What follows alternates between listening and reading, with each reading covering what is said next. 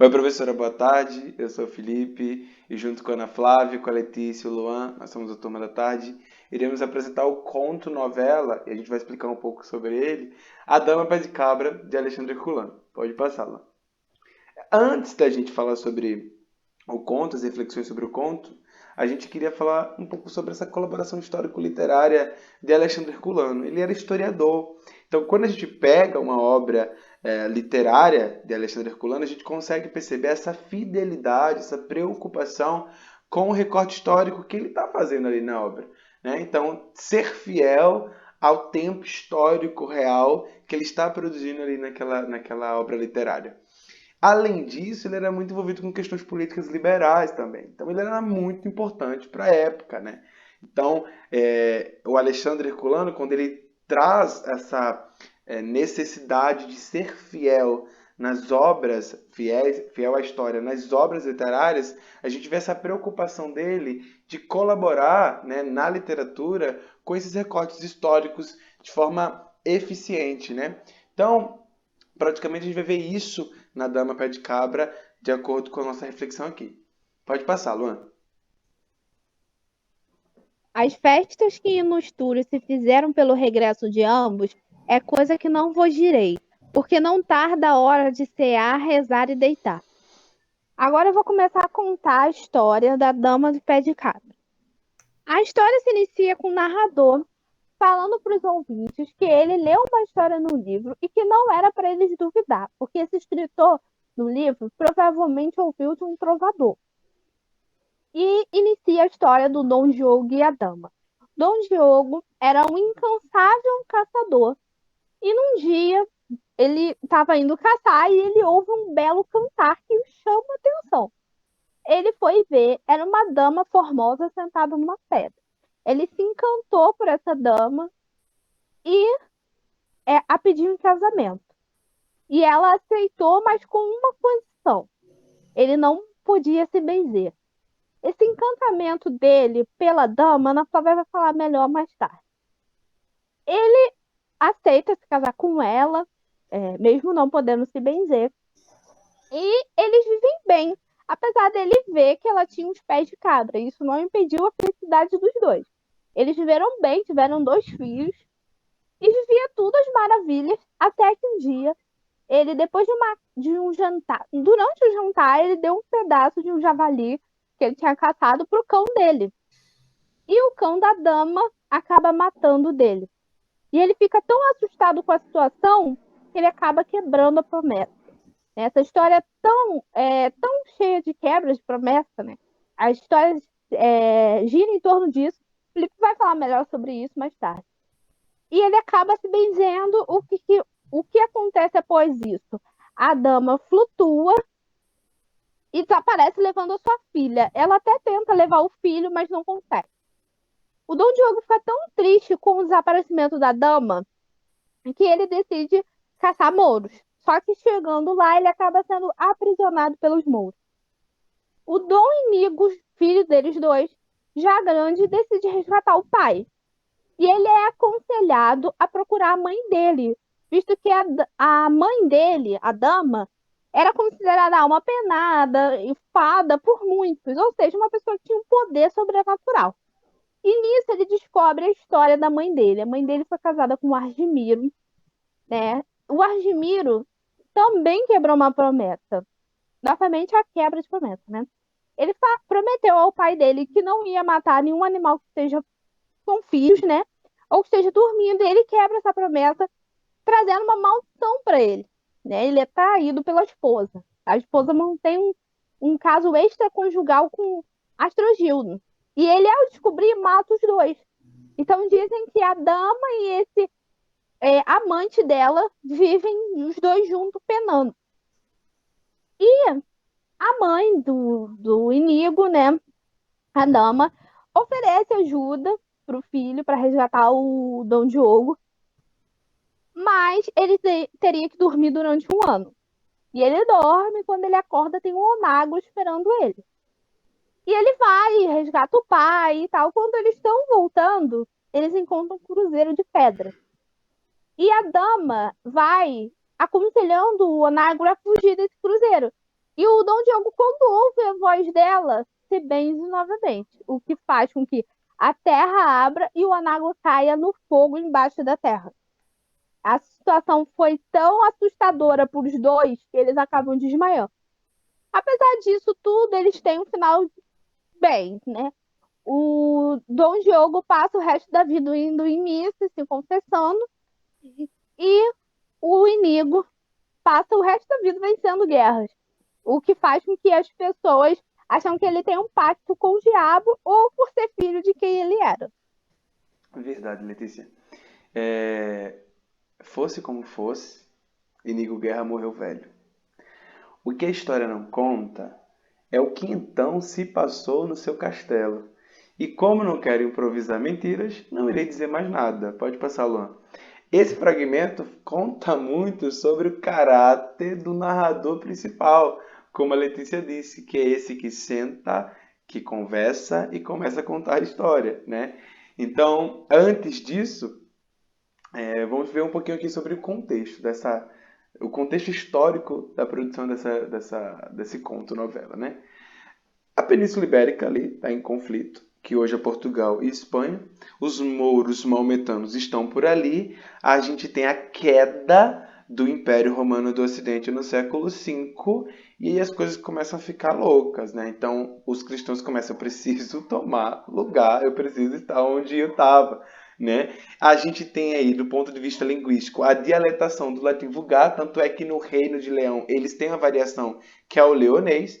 Então o que hoje a gente tem como português, né? O português do Brasil é originado daí também, do galego português, enfim. Então a gente tem a dialetação do vulgar, do ponto de vista linguístico.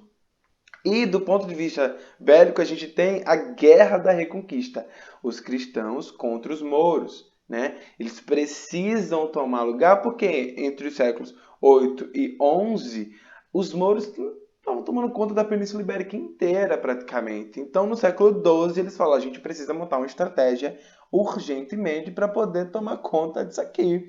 A gente precisa reconquistar. Por isso aí, Guerra da Reconquista. No século 12, a gente tem as cruzadas, indo mais para o Oriente, os reinos cristãos aí tomando poder, né? E a Guerra da Reconquista começando ali. Então, os papas abençoando essa guerra para que os reinos, junto com a igreja, pudesse tomar conta desse lugar novamente, né? Da Península Ibérica. Pode passar, Luan. E Felipe, Oi. a gente percebe na obra que, embora ela esteja focada numa história moral religiosa, a gente percebe a preocupação histórica do Alexandre Herculano, Isso mesmo. porque toda hora eles falam em mouros, né? E caçar mouro seria tipo uma redenção, né? Do Dom Diogo, né? Sim. Perfeito, Letícia. Por ele fazer a quebra da promessa, ele fala: tá bom, então não tem mais nada pra fazer, vou caçar Moro. Só que aí ele cai em desonra, né? Que a gente vai ver isso como componente temático. Ele cai em desonra, por quê? Porque ele já tinha traído, já tinha ido contra as promessas que ele tinha feito. E é capturado pelos mouros. Antes disso, rapidamente, é bom fazer uma distinção entre romance, novela e conto. Porque o romance, ele tem uma narrativa maior, grosso modo. Ou seja, precisa de muitos personagens, precisa de diversos espaços para a gente ter essa narrativa aí mais produzida, mais bem produzida. A novela já não necessita tanto desses personagens, de tanto espaço. O conto já é muito mais curto. Então, a novela ele fica entre o conto e o romance, né? Então, o conto ele é menor, uma situação, um problema apenas, poucos personagens ali, poucos espaços, porque a gente tem o início, o clímax e o desfecho, rapidamente. Então, determinar o que significa a Dama Pé de Cabra é complicado. Por isso que a gente vai chamar aqui ou de conto-novela ou de conto de novela, mas que fica aí flutuando entre um outro porque ele tem essas características desses dois gêneros textuais narrativos. Aí, por eles estarem organizados em três trovas, a gente consegue ver a referência aos trovadores, né? Então, até a questão também aí, Letícia, do narrador popular, né? Que ouviu de um trovador, provavelmente ouviu de um trovador. Então, se ouviu provavelmente, por que não organizar isso em três trovas, né? Isso é muito interessante, visivelmente, essa narrativa.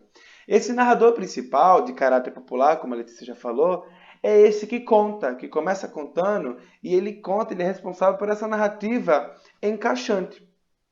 O narrador personagem, que é Dom Inigo, ele é responsável pela narrativa encaixada. Que narrativa é essa? É essa história aí da mãe. Essa história da traição, né? De quando o Argimiro trai uma promessa que ele faz, né? De não matar uma caça-prenha.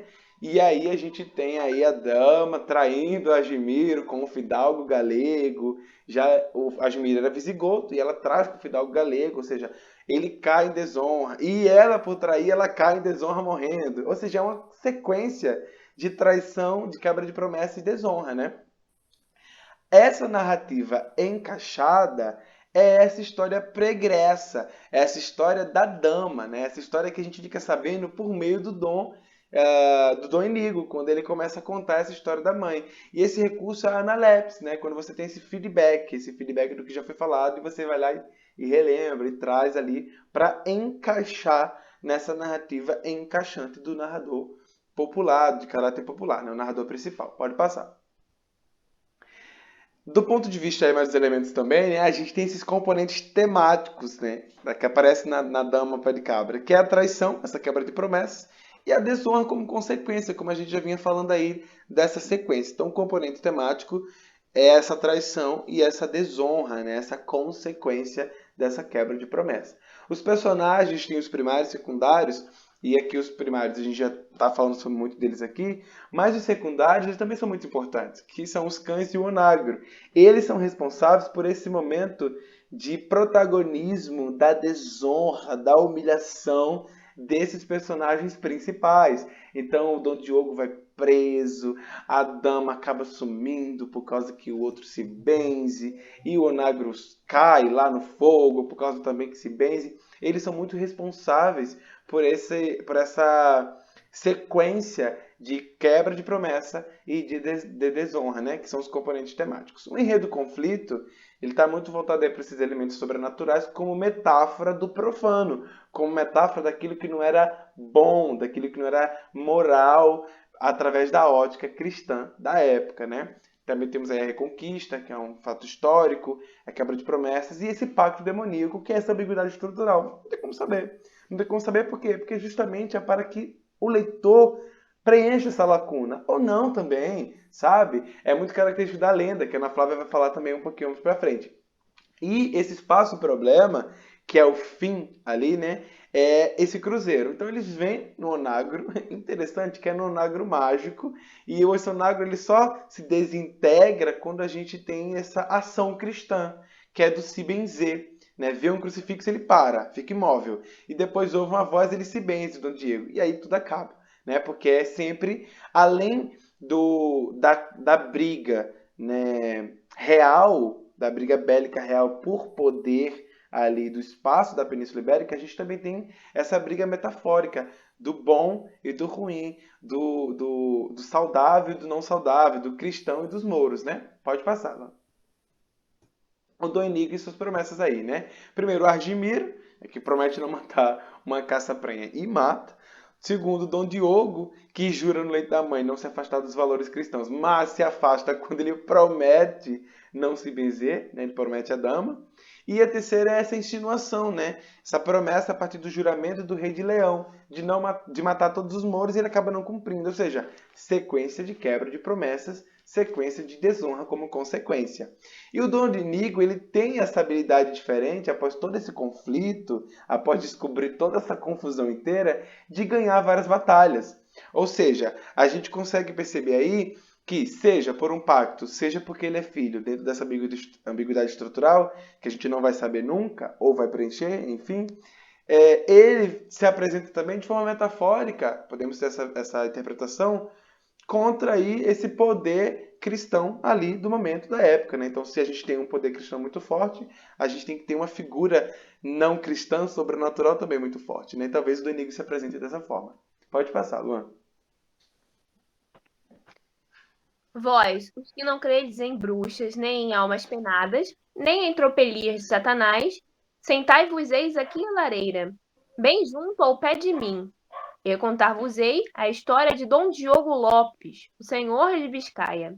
E não me digam no fim, não pode ser, pois eu sei cara inventar uma coisa destas? Pode passar, valeu. Gente, depois eu vou comentar um pouco mais sobre essa citação, né? Mas antes de tudo, é importante falar também sobre a questão do Alexandre Herculano e a sua importância, né, no romance em Portugal, né? Por que que ele foi tão importante para essa escola literária? Porque ele foi simplesmente um dos precursores, né? Um dos introdutores, um dos pioneiros. Ele atuou na primeira fase do romantismo, né? Então ele foi muito importante nessa fase de deslocamento do arcaísmo para o romantismo, né? E o que foi o romantismo? Foi uma escola literária que trouxe muito com ela muitas inovações, principalmente para o mundo para o mundo literário, né? Inovações essas, no caso, o sentimentalismo extremo, a idealização da mulher, né? Ver a mulher como aquele ser perfeito, inalcançável, o culto das razões, do coração, no caso. E também teve a questão de ter a maior liberdade de criação, algo que não se tinha muito no arcadismo, por se envolver, por ter mais, no caso, por ser mais sujeito a regras e a normas, né? O romantismo vem trazendo um diferencial, né? E a gente pode perceber também algumas características bem marcantes dessa era importante, né? Bem marcantes nessa obra que nós estamos analisando. No caso, a idealização da mulher e sentimentalismo extremo, que é uma característica importante do romantismo português, é observado logo de cara no conto, né? Porque a gente percebe o quê? Que o Dom Diogo chega, né, cavalgando lá, passeando pela natureza, pelo campo, e ele observa o quê? Uma mulher, como a Letícia falou, uma mulher sentada sobre uma pedra. Mas essa não era qualquer mulher, era uma mulher simplesmente maravilhosa aos olhos dele, né? Uma mulher sem defeitos, uma mulher super maravilhosa, perfeita. Aquela questão da idealização, né? Era basicamente um ser inalcançável. E ela estava lá cantando, tentando seduzi-lo. E ela consegue, né? E a gente vê que logo depois disso, ele a pede em casamento, não conversando nem 2 horas ou 3 com a mulher, no máximo. Ele já a pede em casamento. E não para por aí, ele não só a pede em casamento, ele oferece basicamente tudo que ele tem. Ele oferece os empregados, ele oferece as terras. Então a gente vê aí a questão do sentimentalismo extremo, né? O exagero nas emoções, no caso, né? É tudo muito exagerado, muito mesmo. A paixão, aquela ardência, o amor, tudo isso fica muito mais evidenciado na era do romantismo e muito evidenciado também nessa obra de Herculano, né? É uma de suas características, de suas obras. O medievalismo também a gente percebe nessa obra, porque justamente por se tratar de uma lenda, né? De uma lenda que Herculano ele resgatou da Idade Média. E ele trouxe o quê? Inovações. Ele passou uma lenda da Idade Média e passou para o formato de romance, no caso. Mas ainda ficou evidenciado algumas características dessa época, né? Algumas características medievais. Justamente, como já foi citado aqui por Felipe, se trata de um texto que é dividido em trovas, e não em capítulos, como num texto romântico normal, né? Ele é dividido em trovas. Há uma mesclagem de características românticas e trovadorescas, né? Verdade, Ana Flávia. Uma outra característica importante é o nacionalismo, né? Isso vai ficar muito evidente que o fundo histórico da obra, da Dama Pé de Cabra, é exatamente a guerra da Reconquista, né? Quando narra essa parte da guerra, que seria a expulsão dos mouros da Península Ibérica. E isso vai ficar evidente pelo amor à pátria dos personagens, eles sempre indo lutar por suas terras lá contra os mouros, né? É válido também destacar que Portugal vivia uma estabilidade política muito grande. Toda a Europa vivia um conflito, né? Mas Portugal vivia uma estabilidade política muito grande. Com a Guerra Civil Portuguesa, além da invasão francesa por Napoleão Bonaparte, impondo o seu bloqueio continental. E a obra, né, a arte, a literatura, seria uma forma desses poetas da primeira geração do romantismo português tentar despertar um sentimento nacionalista que foi perdido naquela época, né? Tentar despertar um sentimento nacionalista do povo português. É o caso de Alexandre Herculano e também de Almeida Garré. Agora... E a gente também pode observar também... Não, pode voltar para o slide anterior.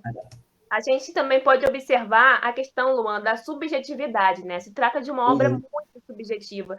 Por quê? Porque, como eu disse aqui, se trata de uma lenda, né?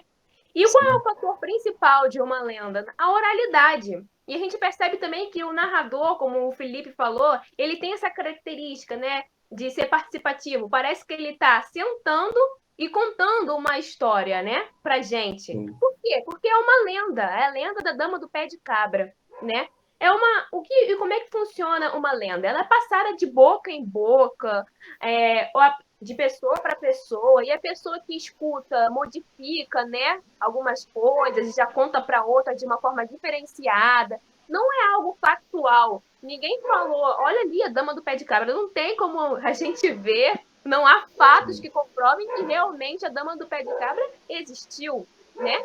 Fica a cargo do leitor acreditar ou não naquilo que ele está lendo. E como a gente pode observar, volta só um pouquinho. O leitor, ele tenta persuadir, o leitor não, perdão, o narrador, ele tenta persuadir o leitor a acreditar naquilo que ele está escrevendo. Ele fala, não me diga no fim, não pode ser. Pois eu sei, cara, inventar uma coisa dessas? Tipo assim, eu não inventaria isso. Você pode confiar em mim. Então, ele tenta fazer esse jogo aí com o leitor para tentar persuadi-lo, mas não se trata de uma obra ficcional, né? Não há nada que comprove que a dama realmente existiu, nem nada. Então, é algo completamente subjetivo. Perfeito, Ana Flávia. E outra característica também importante é o cristianismo, né? A religião vai estar presente nesse conto, né?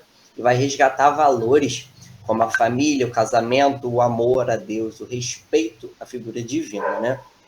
E a gente pode ver essa embate, né, entre Deus e o diabo. A figura divina vai estar representada pelos valores da época, a religião, o catolicismo, a gente pode ver vários trechos do conto, e o diabo seria, mais especificamente, a figura da Dama Pé de Cabra, também pela sua traição, né? Ela traiu seu marido, e com isso a gente vai perceber que a figura divina ela ainda é assim, é mais valorizada. A dama mesmo, ela diz, quando o Dom Inigo vai vai procurar a sua mãe para tentar pedir ajuda para salvar o seu pai da prisão, ela diz que aquilo ali é uma consequência do ato dele, né? E seria Deus que teria feito aquela promessa para ele, promessa não. Deus teria dito que aquela penitência, né? Seria uma forma de penitência, ele ficar preso para pagar pelo seu pecado.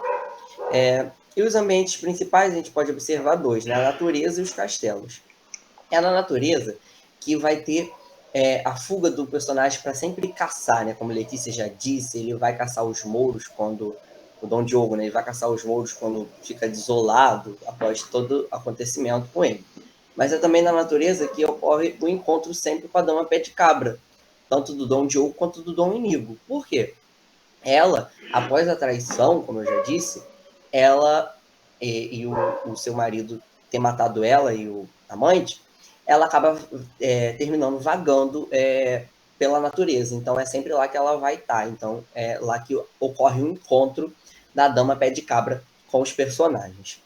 E os castelos, como o do Dom Diogo, o do Argimiro, ou do onde ele foi preso, né, onde o Dom Diogo fica preso, é lá nos castelos que vai remeter essa figura do medieval, né, época medieval, como a Ana Flávia já disse anteriormente. Mas a misericórdia de Deus é grande, e por cautela, reze por ele um pater e um ave. E se não for por ele, que seja por mim. Amém.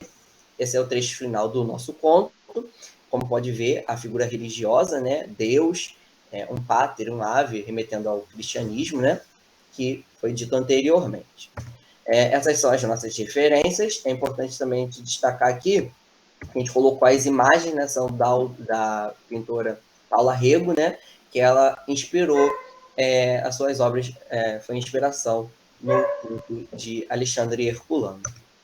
Espero que vocês tenham gostado. Muito obrigado. Boa noite. Boa tarde. Obrigado.